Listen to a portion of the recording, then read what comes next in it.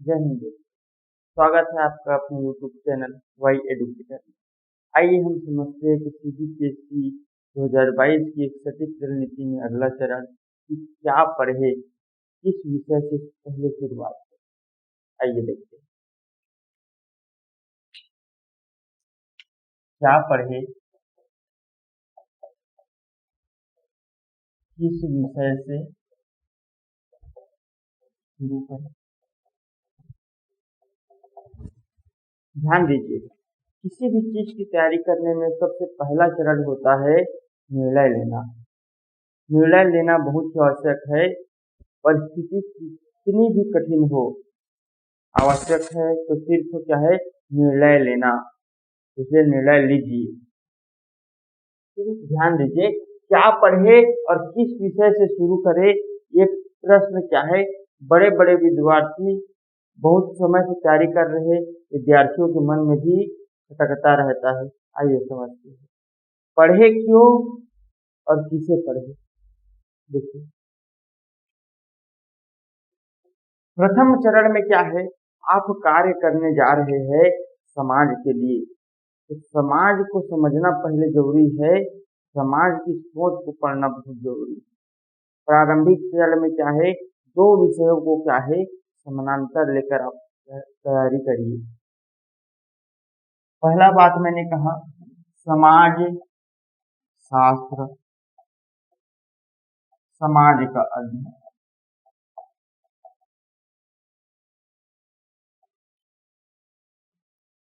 समाज की समस्याओं का अध्ययन।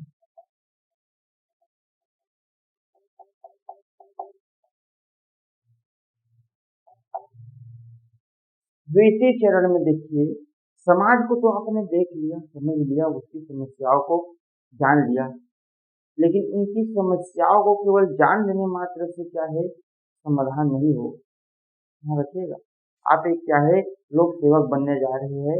आपका कार्य केवल समस्याओं को बाहर निकालना, उजागर करना नहीं, उस समस्याओं को उसके साथ साथ दूर करना भी जरूरी है।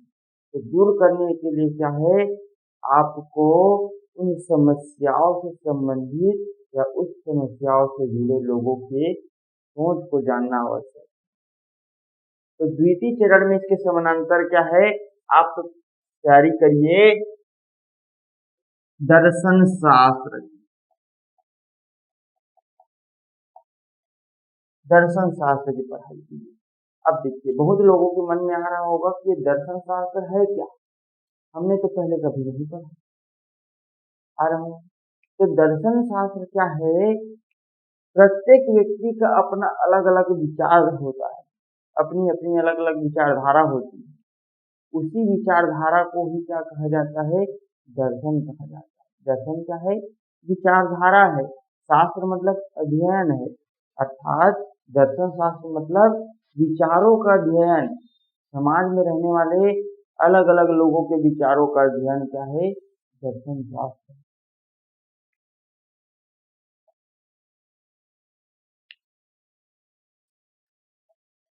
समाज के लोगों की विचारधारा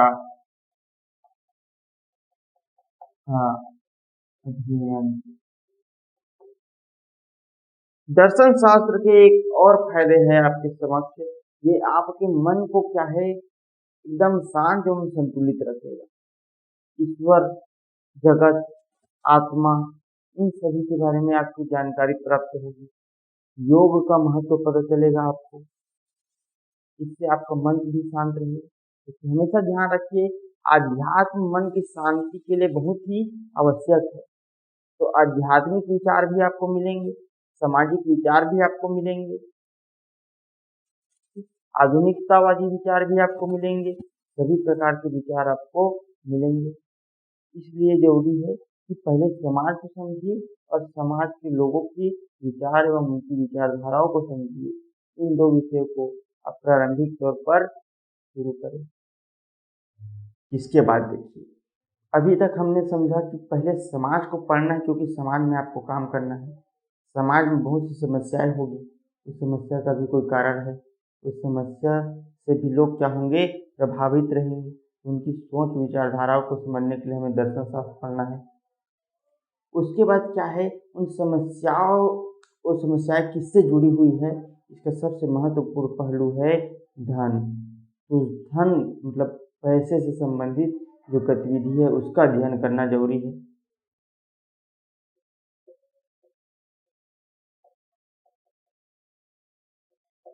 अर्थशास्त्र, आर्थिक गतिविधि मनुष्य की आवश्यकता कितने पैसे में पूरी हो सकती है, इस चीजों की जानकारी के लिए हमें पढ़ना होगा अर्थशास्त्र।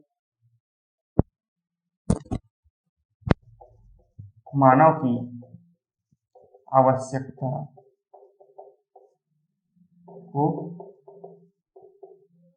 पूरा करने हेतु मूल संसाधन। ध्यान रखिए, हर चीजें क्या है, पैसे से जुड़ी हुई। आप पढ़ रहे हैं, पैसे से जुड़ी हुई, पैसा लग रहा है, समझ पा रहे हैं ना। जैसे क्या है, आपके पास पैसे कम है तो आप कुछ थोड़े कम क्वालिटी के संस्थान में पढ़ रहे हैं, पैसे ज्यादा है तो उच्च क्वालिटी के संस्थान में पढ़ रहे हैं, पैसे से भी जुड़ा है। आपकी जीवन पूर्ण रूप से क्या है, पैसे से जुड़ी हुई है। आपके विचार भी क्या है, पूर्ण रूप से पैसे से जुड़ी हुई है। तो अन्य लोगों, अन्य समाज के विचार भी क्या है, निश्चित रूप से पैसे से जुड़ी हुई है। उन्हें भी समझना जरूरी है कि मनुष्य की मूल आवश्यकताएं क्या है। इसके लिए क्या है, आप अर्थशास्त्र पढ़िए, अर्थशास्त्र पढ़िए। अगला चरण है, अगला चरण आप देखेंगे तो आप पढ़िए संविधान पढ़िए। अगला चरण क्या है, आप संविधान पढ़िए। संविधान में क्या है, संविधान का कहने का मतलब ये है कि एक दस्तावेज है। संविधान क्या है, एक दस्तावेज है जिसके आधार पर ही क्या है, समस्त देश क्या होता है, संचालित होता है, शासन और प्रशासन काम करते हैं। संविधान क्या है, ध्यान रखिएगा, वह कानून है या वह कानूनों का ढांचा है जिसी के अनुसार शासन और प्रशासन दोनों कार्य करते हैं। मतलब आपको कार्य किन परिधि में रहकर करना है, आपको किन किन चीजों को ध्यान देना है, इस चीजों की जानकारी आपको मिलेगी संविधान में। मतलब आपके काम करने का जरिया और आपके काम करने की परिधि क्या होगी, यह निर्धारित करेगी संविधान।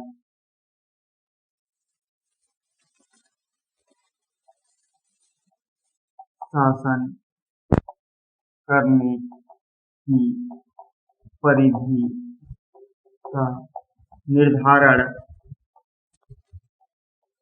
करने के लिए अगले चरण में क्या है, पढ़ाई का अगला चरण आपको होना चाहिए इतिहास। इतिहास, अब देखिए, आपने देख लिया, पहले समाज को समझ लिया, समाज की समस्याओं को समझ लिया, समाज के विचारों को समझ लिया, और अर्थशास्त्र के माध्यम से आपने समाज की मूल आवश्यकताओं को समझ लिया। मूल आवश्यकताओं को देने के लिए क्या है, शासन और प्रशासन की गतिविधियों के बारे में देखा संविधान के माध्यम से, संविधान के माध्यम। इसके बाद देखिए इतिहास।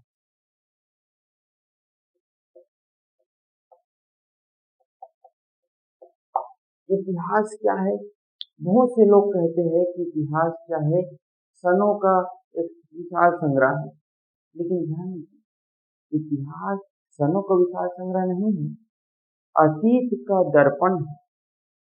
ध्यान दीजिए, आज जो आप देख रहे हैं, आज जो देख रहे हैं वो कहीं ना कहीं क्या है, पिछले समय में बीत चुकी है। उस गलती को, जो गलती हुई है उसको सुधारना, और जो अच्छी चीजें हुई है उसे आज के समय में स्वीकारना, इस चीज को सीखना ही क्या है, इतिहास। फिर से बोलना चाहूंगा, पुरानी इतिहास में, पुराने समय में जो गलतियां हमसे हुई है, उस गलतियों को हमें आज सीखना है, और जो अच्छी चीजें हुई है उन चीजों को हमें ग्रहण करना है, अपनाना है, यही इतिहास।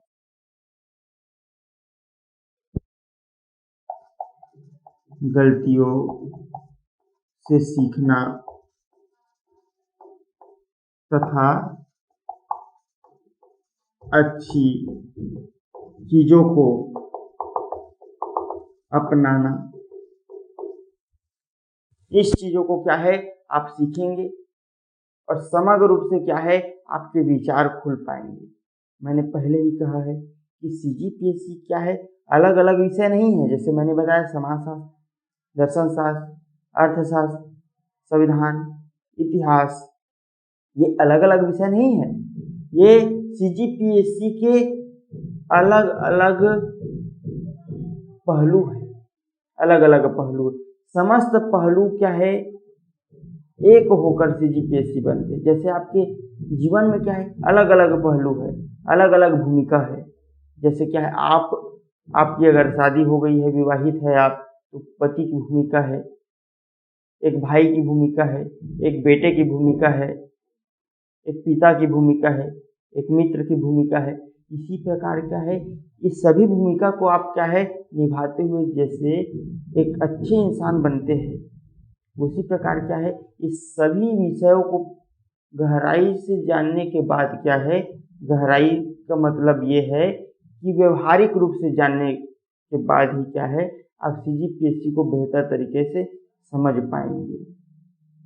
लेकिन ध्यान रखना आवश्यक है कि शुरू कहाँ से करें।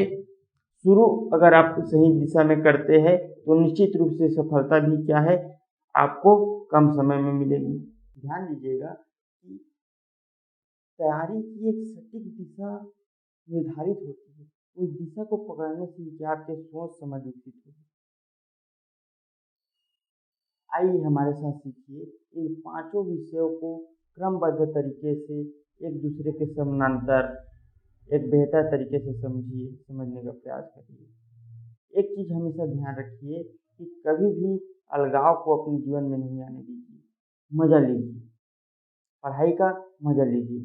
कल से स्टार्ट करेंगे हम इन पांचों विषय की किस किस तरह से तैयारी की जाए, क्या होते हैं ये विषय, कैसे शासन प्रशासन और आपके जीवन में ये आपके विचारों में ये कैसे परिवर्तन लाएंगे। धन्यवाद।